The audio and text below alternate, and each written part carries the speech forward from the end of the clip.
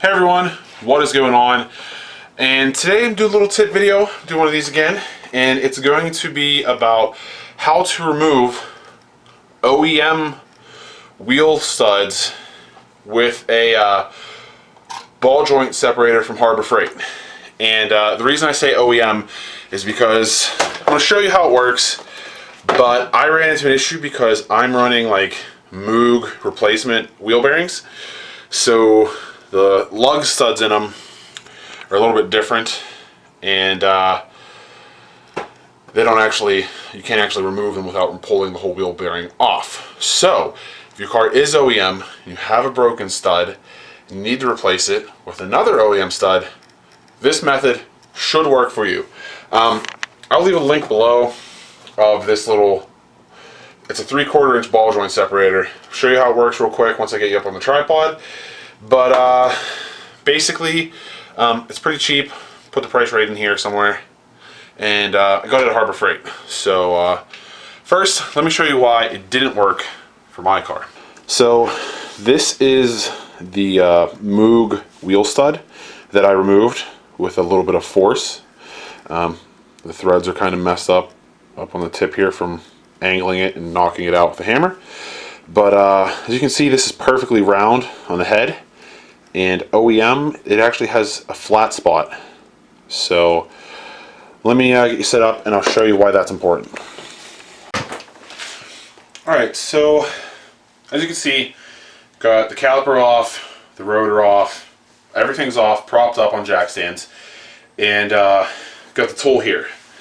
So basically, there is, a spot, which I'll show you here after I attempt to get this off, of how to pull and remove these. Now, some people have no problem just bashing, the stud out with a hammer. I've done it before in the past, I'm not gonna lie. And then what they do is they'll stack washers up real high, and when they put the new stud in, and they'll use a lug nut to force it back in. Now, that's the improper way to do it, because you could over torque, mess up the threads, stuff like that. Ideally, you want to press a new stud in, but again, like I don't have a press here at the garage. You might not have one at home. So, compromise is you get a this wheel bearing piece, or not the wheel, you know what I mean, the ball joint separator. And as you can see, it's got a divot. So if you're separating a ball joint, normally like here, you just pop it out. But for a stud, you could use that too. You put it on the head and you loosen it up and you get it nice and snug on there to where it's secure. And then it's a, you probably should want to use a ratchet, but I'm just going to use a wrench right now. And you just start tightening down to remove it, just like this. So that way the head is in that groove back here of the tool. This, where it pushes on the nut of the ball joint is on the stud. And basically what you do is you just take your time and keep cranking. And it'll put some tension on it. You do want to keep these threads of the tool oiled so they don't seize or anything, because they are getting a lot of stress. They're doing all the work. And you just kind of take your time. And I'm going to time lapse this part until it pops out.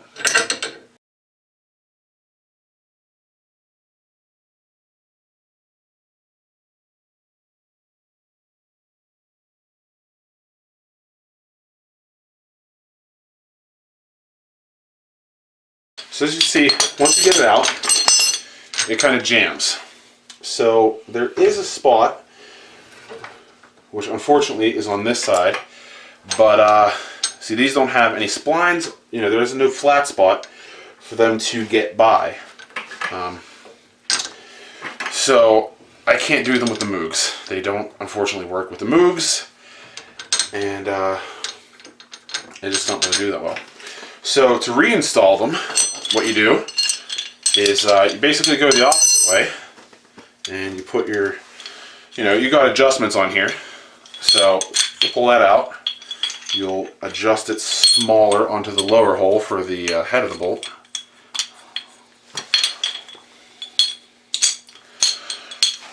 And you'll basically do the reverse. You'll set this up like this, get it nice and tight, and just start cranking it down and press it in, you know, just like this. And now this way, you're pressing in the stud the way it should be,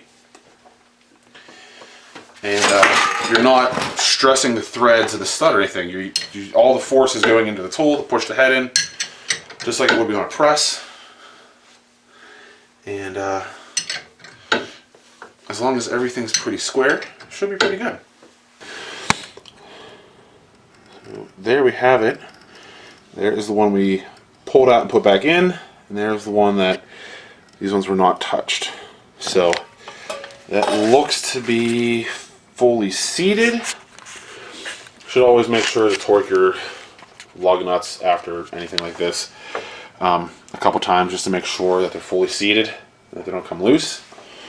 And it should still be nice and square. As you can see, they are all kind of, it's hard to say right now, but they're all perfectly in that spacer. So if you're in a pinch and you don't have a press, this Harbor Freight tool might work for you in a pinch instead of going to a garage. Again, this is not the perfect answer, but it may help some of you out. Alright, so hope this video was helpful. You do got to watch and make sure that it's straight going back in, because it's not like a flat surface push on, it's just like, you know, the little tip. But if you're in a pinch and you need to change a wheel stud and you don't have air tools or something, and you don't want to try ruining a brand new stud and lug nut, you can get one of these ball joint separators, and they seem to work.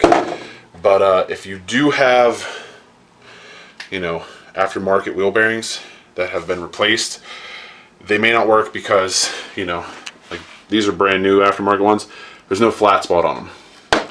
So if they don't have the flat spot, some cars may require that to get it off.